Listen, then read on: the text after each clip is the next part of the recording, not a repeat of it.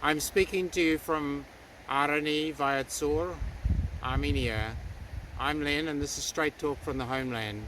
I have some messages at a time when Armenia and Artsakh face an existential threat to their very existence. The neighbours, the Turks and Azeris, wish to exterminate these people, wish to ethnically cleanse them, wish to pretend that these ancient indigenous people were never here. If you're listening to me from the West, then I want to tell you I'm a little bit ashamed, because this country was most recently invaded and hardly any media talked about it. More than 200 people in a single day were killed by the invaders, and yet the media that did talk about it just mentioned a border clash. Yet we're talking about an invasion of a small country many kilometres inside, and destruction of civilian infrastructure, and even killing, mutilation of female soldiers and civilians by invading Azeris. And I would have to say that some of those horrible scenes that we all witnessed were reminiscent of ISIS. Remember how the world reacted in horror? What did you do? What did you do? Did you, in talking about Ukraine, putting the Ukrainian flag on, and rightly so, because it's no good having one country, a bigger one, invading another? That will be law of the jungle. But did you do anything about the invasion of Armenia? I'm really ashamed of the West, especially Australia, which to my knowledge hasn't made a statement, and of course New Zealand is too self-interested in what they're doing to say something. But this is very important. So to my colleagues, my friends, people who understand about the need for health and safety and security for all peoples on this planet, I ask you, please don't turn a blind eye. If you did come to Armenia to support this country, good. But are you sitting in Yerevan? Are you just sitting there drinking coffee and not coming to the rural area? Because that's what we see. We see, you know, hundreds of thousands of people flocking to Yerevan, and you're going to get a Yerevan surrounded by the enemy if that's what you're going to ultimately do, instead of coming to this rural area behind me, about 1.5 kilometres from the border. We need good people to come here to support us. You don't need to live here like us, but you can at least support the projects to ensure that jobs are here, depopulation doesn't happen. So my challenge to you, if you are in Armenia, is to come here, come to the rural heartland. That is the real Armenia.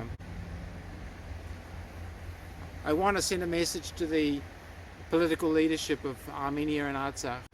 You know, both Armenia and Azerbaijan signed an international law.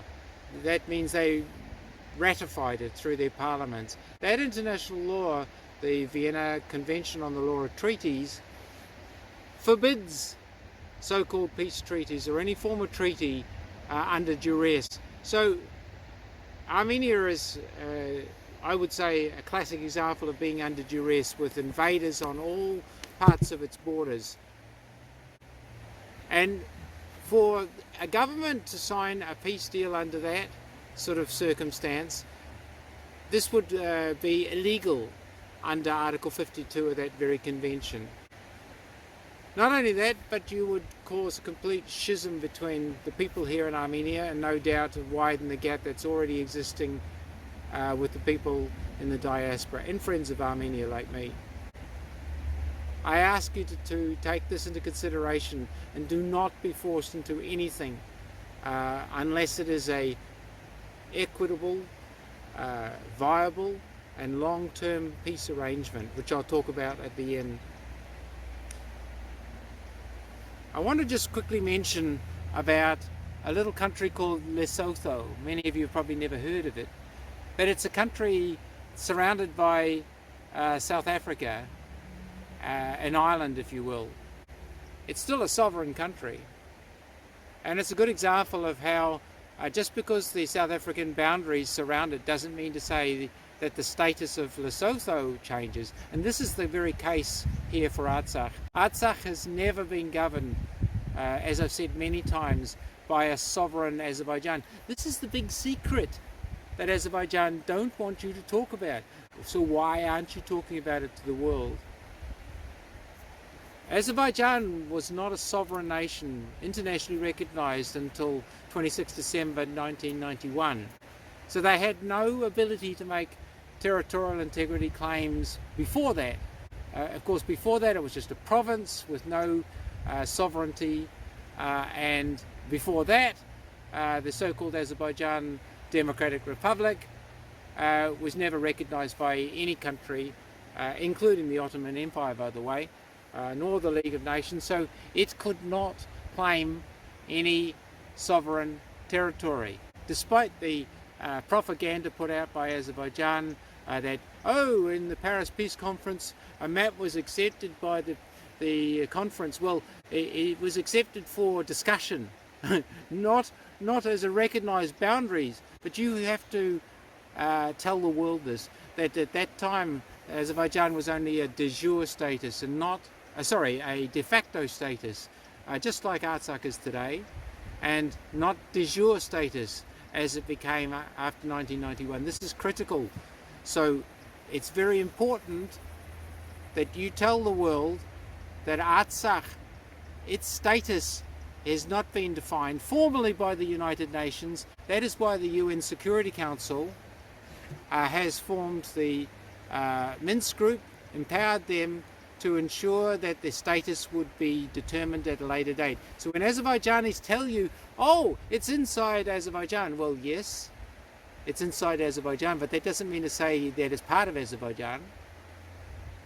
And it's Azerbaijani territory. No, its official status is undetermined. And as for UN security resolutions do not determine whether one country is taking a piece of land or not. They are simply resolutions, and they're politically driven. And by the way, Turkey has 62 resolutions against it after its 1974 invasion of Cyprus, so that tells you the status of resolutions. I just wanted to finalise my brief talk today on potential peace plans. You know, I hear Armenians talking about it's impossible to have a corridor, and we don't want a corridor that cuts off Armenia from Iran. But I put to you that there is a possibility of having a very narrow corridor, 400 meters wide, to enable rail and road traffic through Mehri, the Sunnik province of Armenia, as long as Armenia and Artsakh get something in exchange. Now, I just mentioned that Artsakh's sovereignty, its right to self-determination, should not be questioned. But if Armenia was smart, it would parlay Khalvachar and or Lachen for the corridor that I just mentioned.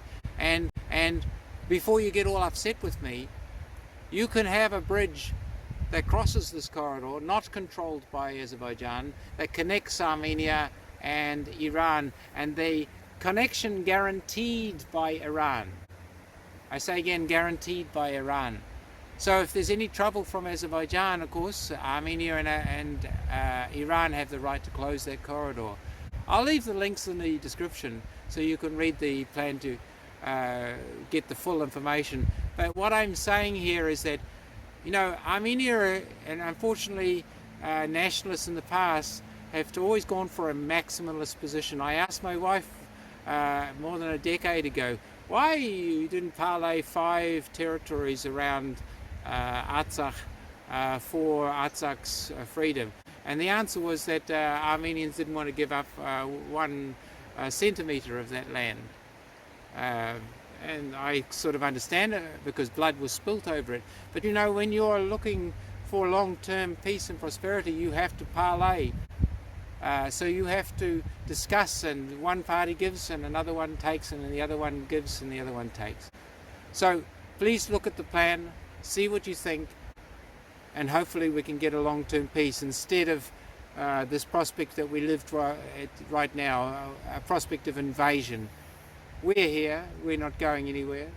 and we hope that people are going to support us. Please support the people in the rural heartland.